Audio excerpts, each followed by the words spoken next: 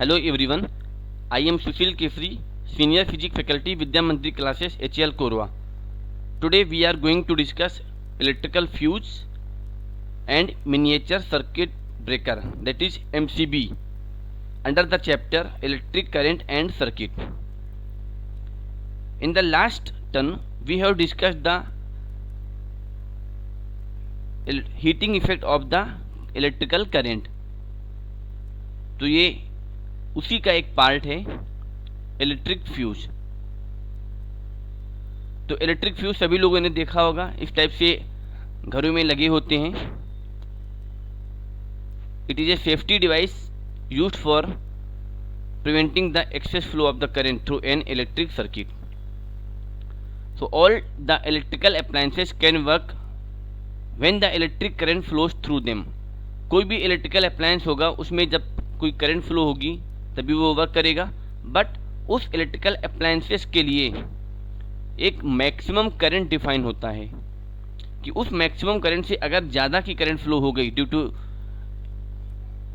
Like short circuit और due to overloading, अगर appliances में अगर करंट एक स्पेसिफाइड वैल्यू और एक मैक्सिमम वैल्यू से ज़्यादा करंट फ्लो हो गई तो वो डैमेज हो सकता है, वो बर्न हो सकता है। However, if the amount of current passing through them exceeds the prescribed current limit, then the unnecessary heating can damage these appliances. तो यहाँ पे अगर हम एक स्पेसिफाइड वैल्यू से ज़्यादा की करंट किसी भी अप्लायंस में पास करेंगे तो अननेसेसरी हीटिंग होगा, जिससे वो अप्लायंस डैमेज हो सकता है। अब हीटिंग किस वजह से होता है, हमने लास्ट टर्न पे पढ़ा था कि अगर हम किसी भी करंट किसी भी रजिस्टर में अगर आई की करंट सपोज फ्लो हो रही है तो according to Joule's heating effect, suppose ये यहाँ पर एक रजिस्टर है जिसका रेजिस्टेंस है आर और इसमें सपोज करंट फ्लो हो रही है आई की फॉर द टाइम टी। अगर टी टाइम के लिए करंट आई की फ्लो हो रही है रजिस्टर आर में, तो ये रजिस्टर हीट प्रोड्यूस करेगा और वो हीट कितना होगा according to Joule's heating effect, this will be I square R T. I square R T के अकॉर्डिंग हीट प्रोड्यूस्ड होगा, जितनी ज़्यादा करंट होगी उतना ही ज़्यादा हीट प्रोड्यूस्ड होगा, आई के स्क्वायर के प्रोपोर्शनल है यहाँ पर। तो अगर करंट किसी भी सर्किट में किसी भी अप्लायंस में उसकी मैक्सिमम वैल्यू से ज़्यादा हो गई तो हीट इंक्रीज करेगा, हीट ज़्यादा वो प्रोड्यूस करेगा। अब अगर स्पेसिफाइड वैल्यू से ज़्यादा हो गई तो वो सर्किट को या अप्लायंस को वो डैमेज कर सकता है, बर्न कर सकता है। ये बहुत ही डेंजरस है। This is very dangerous and may cause an electrical fire. To avoid this we use a safety device called electric fuse. हम एक सेफ्टी डिवाइस यूज करते हैं जिसको बोलते हैं इलेक्ट्रिक फ्यूज। अब ये इलेक्ट्रिक फ्यूज जो है वो इस टाइप का बना होता है, और भी कई टाइप के कई शेप के इलेक्ट्रिक फ्यूज होते हैं जो घरों में दिखते हैं। अब यहाँ पे जो हम यहाँ पर एक ये वायर होता है और ये कंडक्टिंग क्लैम्प्स के बीच में फिक्स होता है।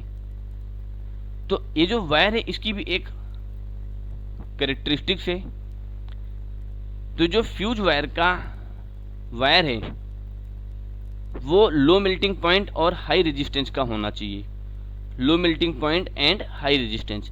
लो मेल्टिंग पॉइंट और हाई रेजिस्टेंस का इस वजह से होता है क्योंकि अगर किसी कारणवश करंट अचानक से इंक्रीज कर गई तो फ्यूज क्या करेगा वहाँ पर, क्योंकि इसका मेल्टिंग पॉइंट बहुत कम है तो वो मेल्ट कर जाता है और सर्किट को वो ओपन कर देगा। सर्किट में जो भी घरों में जो भी अप्लायंसेस होंगे वहाँ तक करंट फ्लो नहीं होगी। क्यों? क्योंकि जब ये मेल्ट कर गया तो सर्किट ब्रेक हो गया।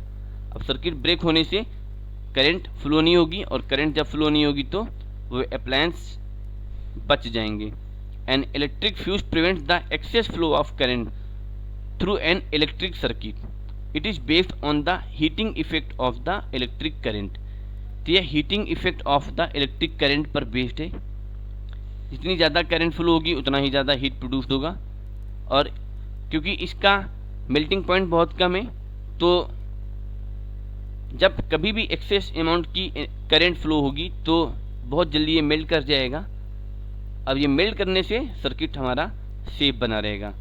The electric fuse consist of a metal wire called fuse wire, उसको हम फ्यूज वायर बोलते हैं, fixed between two conducting cramps, जैसा कि यहाँ पे फिगर में दिखा रखे हैं। ये यहाँ पर फ्यूज वायर है, दिस इज फ्यूज वायर, और ये यहाँ पर दोनों साइड में कंडक्टिंग क्लैम्प्स हैं। The fuse wire melts quickly when a specified value of the current larger than the prescribed current limit passes through it. अगर यहाँ पे प्रिस्क्राइब्ड जो इसकी या मैक्सिमम जो करंट लिमिट है, प्रिस्क्राइब्ड करंट लिमिट से अगर कम की करंट फ्लो हो रही है तो ये इसमें करंट फ्लो होगी, सर्किट क्लोज्ड रहेगा, सर्किट में पूरे में करंट फ्लो होगी। बट अगर उस प्रिस्क्राइब्ड करंट लिमिट से ज़्यादा की करंट फ्लो हो गई due to suppose short circuit और ओवरलोडिंग, तो यहाँ पर क्या होगा, ये फ्यूज हो जाएगा, ये बंद कर जाएगा, और बंद करने से सर्किट ब्रेक हो जाएगा और करंट फ्लो करना बंद हो जाएगा। The fuse wire melts quickly when a specified value of the current larger than the prescribed current limit passes through it. The fuse wire is usually made up of an alloy of tin and lead. Tin और lead के alloy से generally इसको बनाते हैं। Fuses are commonly found inside the electric plug. The symbol used to represent a fuse in an electric circuit is shown in the figure. तो किसी भी हम इलेक्ट्रिक सर्किट में इलेक्ट्रिक फ्यूज को हम इस सिंबल से रिप्रेजेंट करते हैं। This is the symbol of electric fuse. तो यहाँ पे ये अगर हमें किसी भी सर्किट में शो करना है इलेक्ट्रिक फ्यूज को, तो हम इस तरीके से शो कर सकते हैं, symbol of electric fuse. When a fuse connected in a circuit melts और blows up, it makes the circuit an open circuit and the flow of current stop together thereafter. तो जब कभी भी suppose access current flow हो गई circuit में, तो fuse क्या होगा, ये मेल्ट कर जाएगा और सर्किट कैसा हो गया, अब ओपन सर्किट हो गया, क्योंकि अब ये फ्यूज हो गया, डिस्कनेक्ट कर देगा सर्किट में, सर्किट को डिस्कनेक्ट कर देगा, तो यहाँ से कोई भी करंट फ्लो नहीं होगी। The flow of the current stops thereafter. Usually large amount of the current flows in a circuit due to two reasons, short circuit and overloading. तो दो रीजन है जिसकी वजह से सर्किट में जो करंट है वो अचानक से इंक्रीज कर जाती है, लार्ज करंट फ्लो होती है। तो what is short circuit and what is overloading? So short circuit happens when any two current carrying wires in a circuit touch each other. कोई भी दो करंट कैरिंग वायर है वो अगर एक दूसरे को टच कर जाते हैं तो शॉर्ट सर्किट बोलते हैं कि शॉर्ट सर्किट हो गया। This may usually happen if insulation covering over the wire gets damage by heating effect. तो वायर के बीच में जो भी वायर के ऊपर जो इंसुलेशन लगा होता है प्लास्टिक का, वो कभी कभी क्या होता है कि ड्यू टू ओवर हीटिंग या और हीटिंग इफेक्ट वो डैमेज हो जाता है, और जब इंसुलेशन हट गया, वायर के ऊपर का इंसुलेशन हट गया, तो वो एक दूसरे को टच में आ जाते हैं, और अगर टच में आ गया तो हम उस कंडीशन में बोलते हैं कि ये शॉर्ट सर्किट हो गया। Sometimes incorrect wiring also leads to a short circuit. तो इनकरेक्ट वायरिंग की वजह से भी शॉर्ट सर्किट हो जाता है। Next is overloading. So overloading of a circuit is the condition that happens when a large number of devices are connected to the same power supplying point or socket। तो अगर same power supply और same socket से बहुत large number of devices को हमने connect कर दिया, तो उस कंडीशन में हम बोलते हैं कि ये ओवरलोडिंग हो गया यहाँ पर। तो उसकी वजह से भी हाई करंट फ्लो हो जाता है सर्किट में। Next is miniature circuit breaker, that is MCB। ये ऑलमोस्ट हर घर में लगा होता है MCB। तो ये भी एक फ्यूज की तरह ही काम करता है। A miniature circuit breaker protect an electric circuit during a short circuit और ओवरलोडिंग। तो जब कभी भी शॉर्ट सर्किट होता है या फिर ओवरलोडिंग हो जाता है तो एक लार्ज करंट फ्लो होता है सर्किट में।